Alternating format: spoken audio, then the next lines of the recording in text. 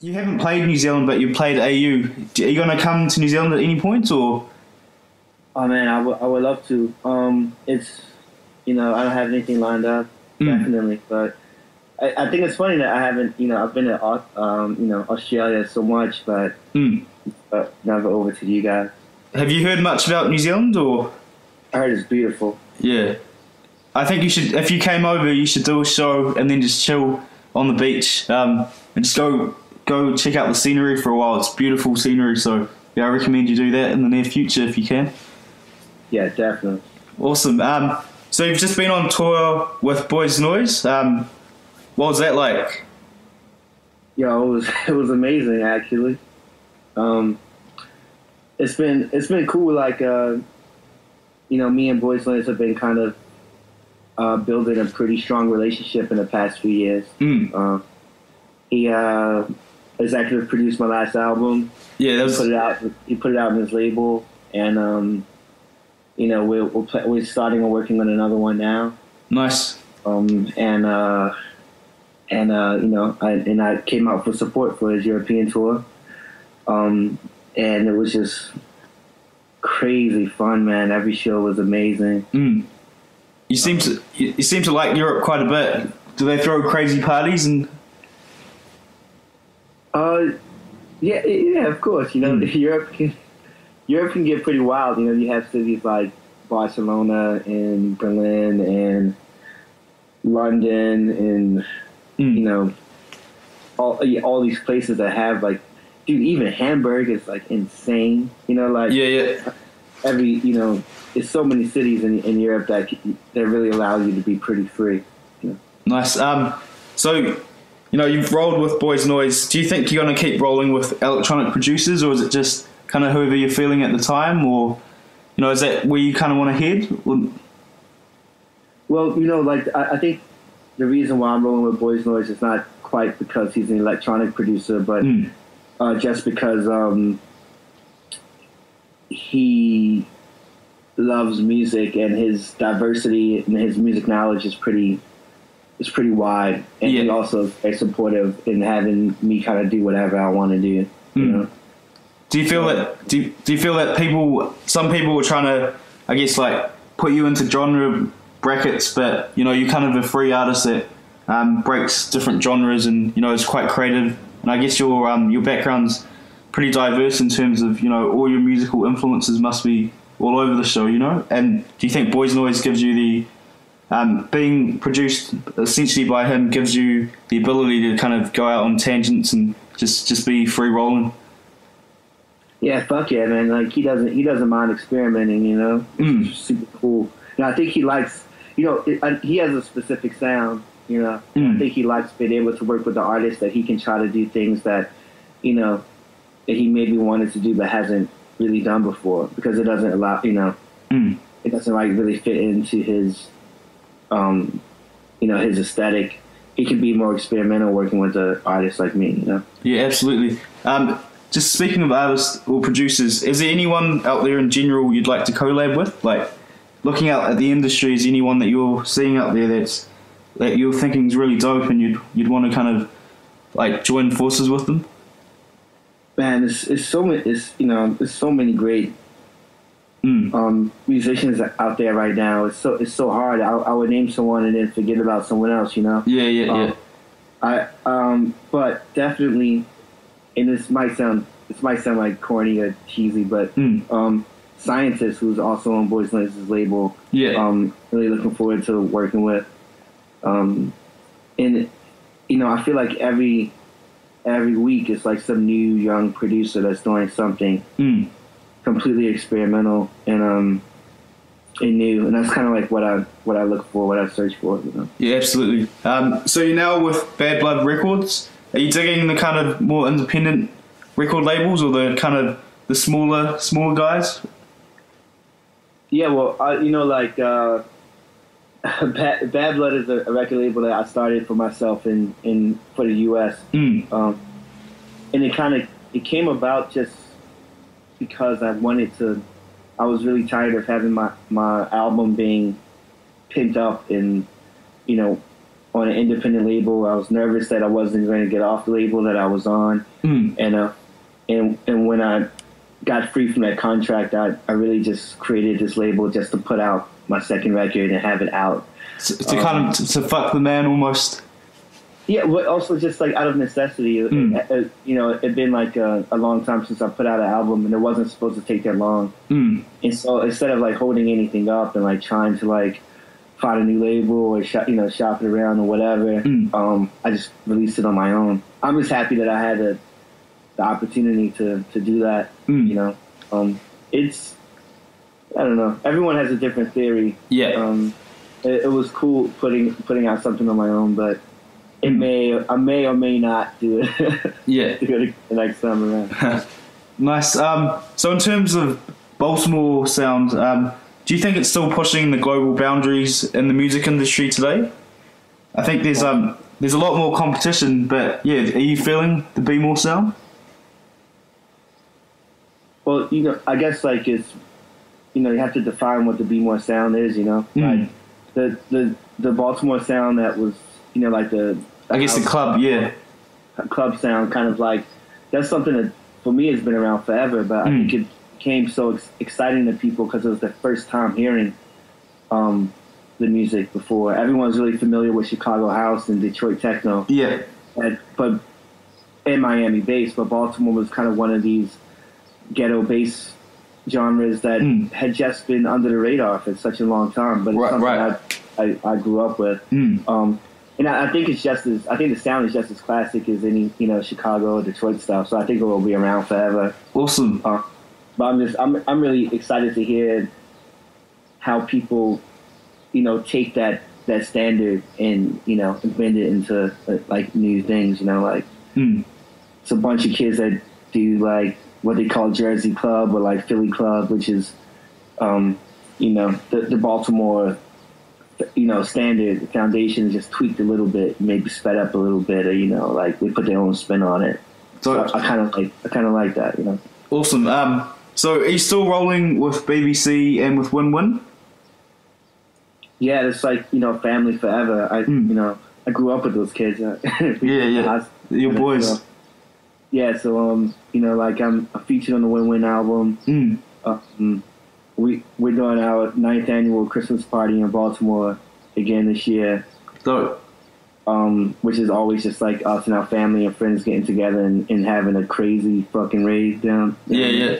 That's cool, man. That's cool. I'm still listening to that Coach Sart that you guys put out a few years ago, or that Devlin, I think. My perspective, that's timeless. Cool. Oh yeah. His mixes are great, man. Yeah. It's epic. So I guess the next question is, you've always been an artist that's experimented with sounds and genres. It's a bit of a big open question, but from your perspective, where do you think electronic music is going? Sorry, it's a huge question. Yeah. That is yeah. That is a huge question. You know, it's interesting because, you know, when you say electronic music, it covers like so many different styles and interpretations. You can go from like David Guetta to like Felix Cuban, you know, like, which, you know, Felix Cuban's on some weird experimental, like, something that kind of breaks off of, you know, like the legends of like German, like, you know, like experimental electro, and then you have David Guetta, who's just making like the most poppy, cheesy, average shit. So I think basically what's happening is that, you know, machines are just becoming our new instruments, and we just have to get used to that. I think people are going to be able to interpret electronic music any way that they want to. I don't really think it's about like the you know, since machines are becoming such a standard in creating music, it's really just wherever. It's really just up to the individual and what they want to do with it, you know. Absolutely, yeah, that's good answer. So you're not just a musician. You've recently collaborated on jewelry design, and you do quite a bit of fashion stuff. do you want to do more creative projects in the future, or is making tunes kind of your avenue for creativity at the moment?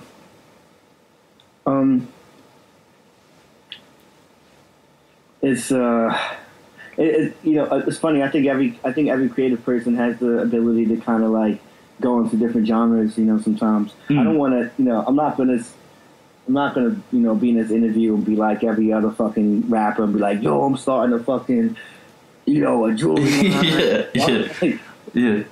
I think that's whack. It's like, of course you're interested in clothing, fashion. Of course you're interested in films and in video. But I really, really, really appreciate the arts. I really admire people who are able to master their art forms. And where I, write a treatment for one of my music videos, and or whether I like collaborate with a jewelry design, it doesn't make me a jeweler. It doesn't make me a director. And until I put the hours in to consider myself a director or a fashion dude, that's when it's right now. It's just fun, but like and it'll probably grow. But I'm not gonna be like some cheesy, rapper that's thinks that they know how to design a t-shirt because they said they wanted to put a photo on a t-shirt. Absolutely. It's someone else did all the work. Yeah, that's a good honest answer. If I was talking to anyone else, they would be saying, they're business minded, they're entrepreneurial, they'd get out there, they'd explore all these other avenues. But I think an element of it is just all talk. There's no actual action behind it, and they're just wanting to be perceived in the media as being these intense people that can fulfill all these different obligations. I was recently talking to Slug from Atmosphere, and he was saying he's a label head, but he's not a business minder. He's more of the artist behind it. So I think you and him share commonalities in the essence that you're quite pure and honest, and you're not trying to be someone and be perceived in the media in a certain way. So props to you on that behalf. Yeah, props to him on that too. I think more artists need to start being real and being honest with themselves. Like, I think more fans need to start calling bullshit in a lot of the things that people say. Absolutely. There's a lot of music out there that's determined by the media, and one person's review or a couple blogs reviewing an artist can dictate what their opinion is of that particular artist or their particular album. And I think that perspective is a little bit whack, because you should actually just, or everything else like the same, you should just listen to the tune and dictate for yourself whether you dig it or whether you don't, and you shouldn't be influenced by these third parties, which seems to be happening all around the world. It's definitely, I think we're letting a lot of publications dictate our culture to us. But when I was growing up, it wasn't being dictated to me. It was music being shared. My favorite artists were artists that my sister gave me an album or a friend gave me an album. I was like, I really love this album. And then we listened to it, and that's how music should continue to be shared. It's not something that should be dictated through a publication. So, do you think you'll continue to put out music because that you want to, as opposed to trying to fulfill? I guess you're working for yourself now, so you're not trying to fulfill label record demands or the public. So I think will you keep doing that? Just banging out shit that you want to do, or? Yeah, unfortunately, it's something in my blood that doesn't allow me to to kind of conform or make anything that I don't want to make. I could probably make a lot more money if I wasn't so stubborn, but yeah, I'm gonna just continue to be experimental and just do what is in my heart and just do what I feel at the time. I have a lot of influences, and they come out the way they come out. I can't really control that. It's just I'm just gonna continue to do what feels exciting to me and what feels new to me, and and hopefully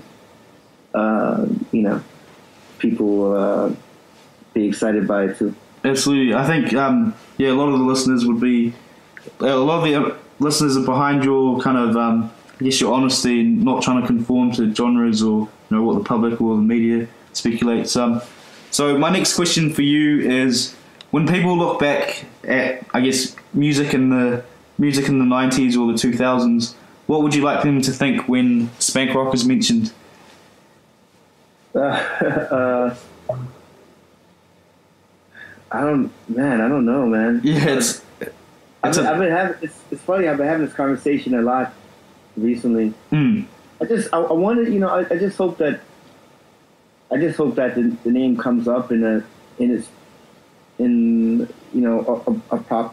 proper spot in a timeline. I hope that from when the first album Yo Yo Yo came out, people say, well, this happened in 2006, and so therefore all the rest of these things happen. I just want to be able to. I just want to be part. I just want to be part of the story. Like, it's not. I don't really need much. I just hope people at some point in time are like, yeah, we appreciate this because this was experimental and this was daring for a rapper to do something like this, during this time, and that's about all, Yeah, absolutely. I think and also there's a lot more music to be made, so maybe hopefully the story will grow and grow. Yeah, it's only just begun. Yeah, just going back to, I guess, the role of Spank Rock, and what it's done to the music history. When I was a broadcaster in Wellington, we were, we're big into the Be More sound, and we're one of the first DJs to bump it in Wellington on the radio, and we got so much love from it because everyone was like, "Whoa, what's this sound?" I've never heard this kind of sound, and the audience of the station, ranged from the young kids to the people in their 40s and 50s, and they were all getting behind it. And if we played a little part in bringing that Be More sound to Wellington, New Zealand, all the way down there, then that's only a good thing. So I think you've done your part.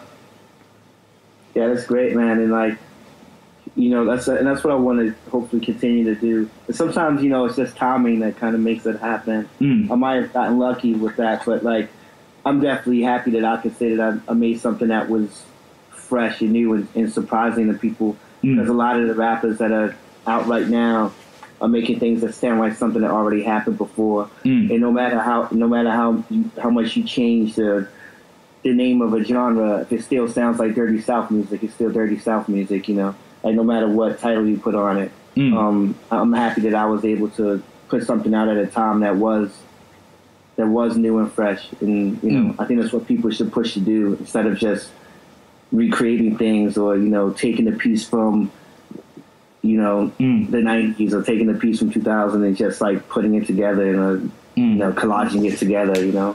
Too easy, some would say. So I guess you've got, it's nearly 2013 and you've got the whole year in front of you. Do you set out and kind of have plans for the new year, or you just kind of roll with the punches? I guess you mentioned before that you're working on a new album with Boys Noise. Yeah, we just started working on a new album. So I'm spending the winter just writing.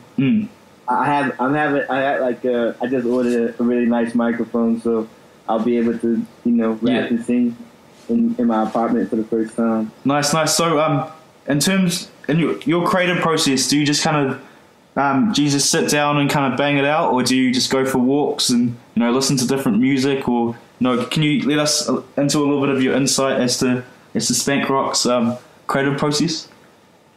Yeah, I'll try my best. Yeah. It's pretty crazy. I'm kind of I can't fall into a routine. As soon as I fall into a routine, I feel bored. I just want to go to sleep. So it's a lot of everything. It's sometimes I walk around. Sometimes I'm playing music really loudly. Sometimes I'm reading. Sometimes I'm watching shows. Sometimes I'm just listening to what other brilliant songwriters are writing. I listen to so much singer-songwriters like Joni Mitchell or like Joanna Newsom, Bowie, just tons of people who actually really know how to write poetry, really know how to write songs, and hopefully that will influenced me in some sort of way. So it's all over the place, you know. Like I really can't tell. Yeah. No, that's cool. It sounds like you've got, you know, your creative process is one that just always changes, and you know, there's not one norm. Like talking to other artists, they just sit down, you know, they just bang it out. But it sounds like your approach is just a bit more flexible, which is cool. Yeah, and I don't smoke weed, so I'm not one to kind of like sit and smoke weed. Yeah. Good stuff. So 2013, just writing some more tunes and just getting amongst everything. What's that? 2013, you're just gonna write more tunes and just enjoy yourself. Yeah, I think I might have a lot of new music out in 2013. I think I might become a little bit more prolific for next year. Nice. Awesome. So I'm Sri Lankan, so I'm Tamil, and so I'm interested to hear about M.I.A. and your relationship. Do you still keep in contact with her every now and then, or? I haven't been in contact with M.I.A. in a long time, which is a bit disappointing. I think she, I think M.I.A. is a brilliant songwriter, and like, regardless of like any friendships, I really always want to see her do well. I was blown away by the last video that her and Roman Gavaris did. And I wish that there were more artists like her. And it's a lot of things that, you know, I could say about her stance on politics that I really don't agree with, and sometimes I think that she kind of exploited her background a bit in a way that wasn't like really fair to the people that she claimed to represent. But, but I think I really do think she's a brilliant songwriter, and I miss having her energy around. Yeah.